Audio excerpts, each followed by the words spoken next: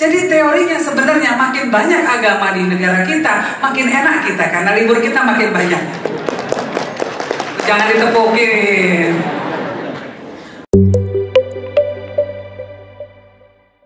Bismillahirrahmanirrahim. Salatu wassalamu ala Rasulillah Sayyidina Muhammad ibn Abdillah wa man tabi'ahu wa la hawla wa la quwwata illa billah, amma ba'd. Yang saya hormati Dirjen Bimas Islam Profesor Dr. Kamarudin Amin, Direktur Urusan Agama Islam Dr. Adib MA, Kasubdit Bina Paham Keagamaan Bapak Dedi Slamet Riyadi, founder Islami.co yang walaupun gak ada di sini tapi saya sebut juga lah, Syafiq Ali dan seluruh keluarga besar Islami.co. Selamat ulang tahun yang ke-10 untuk Islami.co. Semoga Islami.co kedepannya terus menginspirasi kita semua dengan konten-konten yang mencerdaskan dan terus memprovokasi pemikiran-pemikiran kita akan Islam yang rahmatan lil alamin. Nanti ada Habib Hussein Ja'far Al-Haddad belum di sini, Nadio Leonardo dan teman-teman dari UNICEF Indonesia, dan tentunya yang saya banggakan seluruh hadirin hadirat yang telah hadir pada hari ini. Terima kasih ya, sore-sore udah ngantuk-ngantuk tapi masih tetap setia duduk di sini ya. Tadi teman Katolik ada di sini di depan kita, menurut saya luar biasa sekali dalam festival Islam menampilkan komedian Katolik. Dan itu adalah salah satu cerminan atau simbolisme dari yang namanya keragaman di Indonesia. Keragaman di Indonesia ini bukan sesuatu yang sifatnya given, tetapi terus harus kita pertahankan. Keragaman di Indonesia ini adalah sebuah kekuatan besar yang ada di Indonesia. Sudah mulai dari zaman dahulu, sejak zaman Wali Songo, sejak zaman para wali-wali yang ada di Indonesia, penyebar agama Islam di Nusantara, keragaman telah dipraktekkan. Kalau teman-teman pergi ke kota Kudus, kemudian makan soto kerbau, itu tradisi itu tercipta karena Sunan Kudus meminta agar pengikutnya tidak menyembelih binatang sapi. Kenapa? Karena untuk menghormati penganut agama Hindu yang waktu itu banyak ada di daerah sana. Terus kemudian pengikutnya jadi kreatif semua. Akhirnya yang disembelih adalah kerbau. Dan terciptalah tradisi baru, yaitu soto kerbau.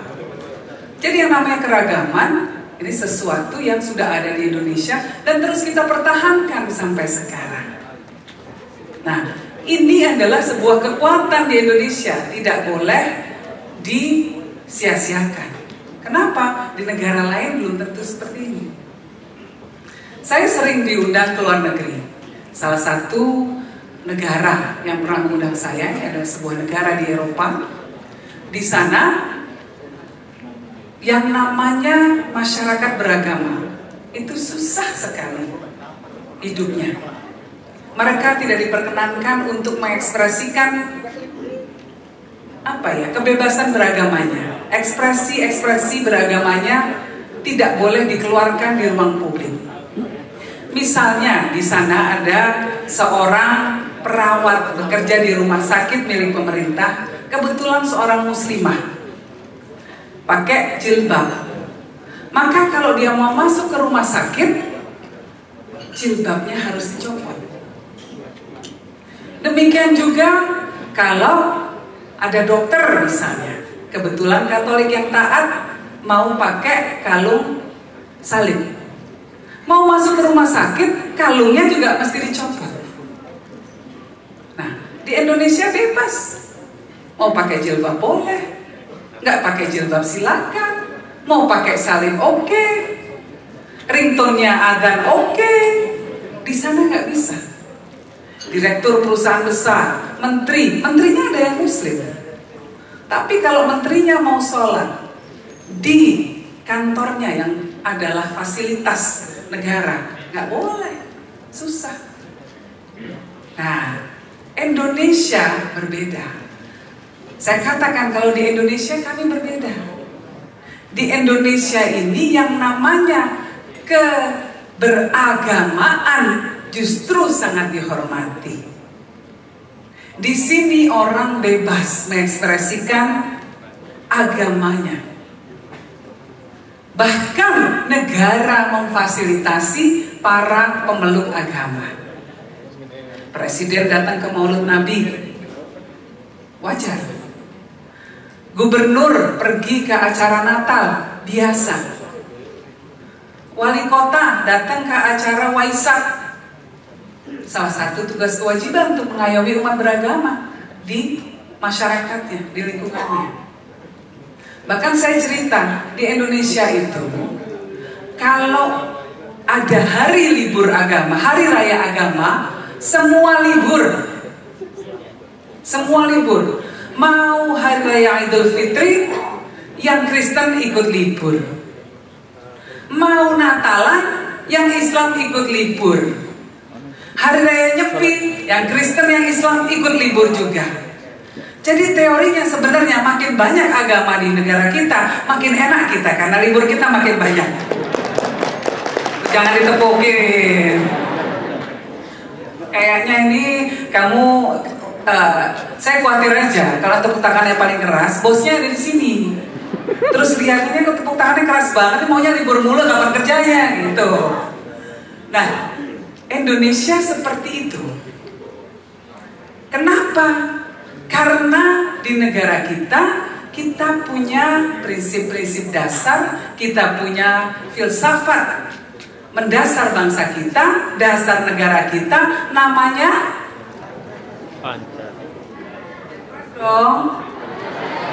Pancasila. Pancasila itu adalah mitsaqun ghalidhah, ikatan suci yang menyatukan seluruh masyarakat Indonesia dalam sebuah ikatan negara kesatuan Republik Indonesia. Pancasila memastikan bahwa negara menghormati hak umat beragama dan sesama umat beragama saling menghargai satu sama lainnya. Nah, ini kadang-kadang kita ini umat beragama di Indonesia suka kufur nikmat. Tidak bisa mensyukuri yang namanya Pancasila ini.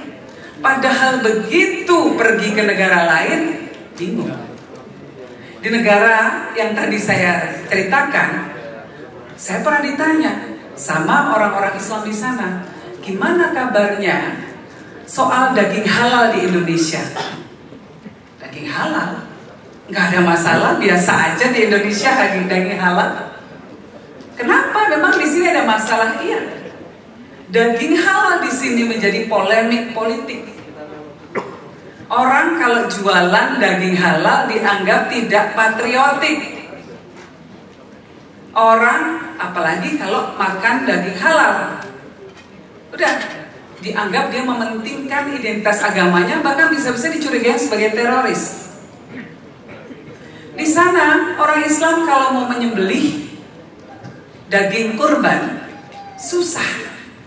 Karena yang namanya abattoir atau tempat untuk menyembelih itu sedikit. Dan tidak semua melayani penyembelihan secara halal. Karena menurut aktivis hewani di sana, menyembelih dengan cara seperti yang kita yakini dianggap tidak berperi kehewanan. Ya, seharusnya menurut mereka binatang itu jangan langsung disembelih, tapi dipukul dulu kepalanya baru disembelih. Sehingga daging halal ketika disembelih dengan cara daging halal jadi masalah. Nah, bayangkan di Indonesia biasa aja masalah daging halal. Bahkan kita bisa cukup yakin bahwa rata-rata daging yang dijual di supermarket dan di toko-toko itu halal semua di Indonesia, nggak perlu diragukan. Di negara lain masalah. Nah, jadi ini nikmat-nikmat yang kadang kita tidak syukuri. Hal-hal yang seperti ini, kita punya yang namanya Pancasila. Pancasila itu memastikan bahwa hak setiap umat beragama dilindungi.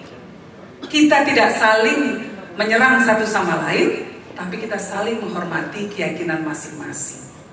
Mungkin pertanyaannya teman-teman bingung, kenapa di negara tadi itu kok kayak gitu sih? Kenapa? Kok hak orang beragama tidak diberikan? Kenapa? Apa susahnya? Karena dalam sejarahnya negara tersebut pernah punya konflik agama yang sangat lama. Ketika ada konflik agama, yang terjadi adalah jutaan jiwa melayang. Ribuan rumah hancur dan rusak. Korban di mana-mana. Akhirnya mereka berpikir, ya udahlah, gak usah agama-agamaan, sekuler saja, sama sekali gak ada agama. Kita berbeda. Di sini agama punya tempat, tapi kita juga diwajibkan untuk menghormati keyakinan semua pemeluk agama untuk melaksanakan agamanya dengan baik. Jadi di sini biasa aja kalau gubernur bangun gereja, wali kota bangun kelenteng misalnya, karena itu adalah bagian dari pemenuhan hak warga negara. Nah, saya udah dikasih tahu bahwa waktunya sudah selesai, tapi intinya kira-kira yang ingin saya katakan, anak-anak muda Islam di dunia, salah satunya anak-anak muda Islam di Indonesia punya peran besar untuk menunjukkan kepada dunia bahwa Islam adalah agama yang rahmatan lil alamin. Islam diturunkan menjadi rahmat bagi seluruh semesta, bukan cuma sekedar rahmatan lil muslimin, bukan cuma sekedar rahmat bagi orang Islam. Nah, untuk bisa melakukan itu, maka yang harus dilakukan adalah kita harus membawa kebaikan kepada semua. Kita harus mengayomi orang bahkan yang berbeda dengan kita, karena mereka adalah makhluk ciptaan Allah. Nah, jadi anak-anak muda Indonesia, banyak orang dari negara lain melihat Indonesia dan iri dengan keberagaman di Indonesia, iri dengan cara Indonesia bisa mengelola kebinekaan.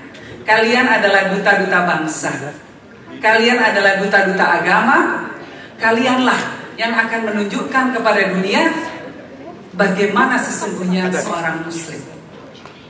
Ada seorang bijak mengatakan, orang di luar sana tidak membaca kitab suci kamu. Orang di luar sana gak bisa baca Quran. Orang di luar sana gak ngerti hadis. Yang mereka baca adalah tingkah lakumu. Kalau tingkah lakumu galak, suka marah-marah, suka menghujat, suka menghakimi orang lain, suka nyalahin orang lain, membuat kerusakan di muka bumi, mereka akan mengatakan, oh Islam kayak gitu ya. Tapi kalau wajah yang kamu tampilkan adalah wajah yang selalu tersenyum, wajah yang mengasihi sesama, wajah yang membawa kebaikan untuk semua, wajah pekerja keras, orang yang mau berkontribusi kepada lingkungannya, orang yang berjuang agar segala macam kejelekan di muka bumi bisa hilang, mereka akan mengatakan Islam itu luar biasa. Jadi saya mengajak semua anak muda di sini untuk menjadi duta-duta Islam di dunia. Hidup anak muda Islam Indonesia. Terima kasih. Allahumma waffiq ila aqwamit thoriq. Wassalamualaikum warahmatullahi wabarakatuh.